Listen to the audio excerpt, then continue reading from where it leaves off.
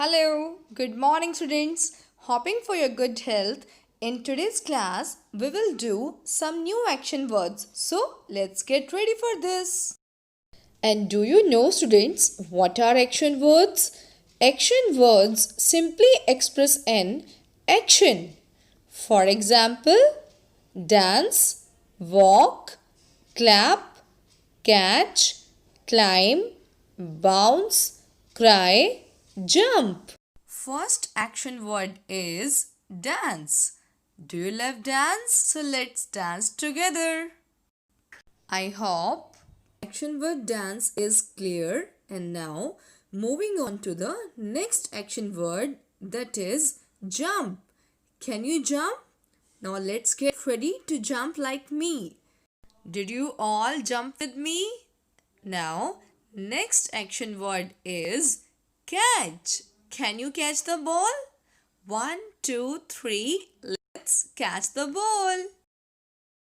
Next action word is bounce. Can your ball bounce like my ball? Take a ball and let's try at home.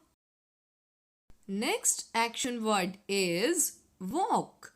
Do you all go for morning and evening walk? Now everybody, let's get up and let's walk with me.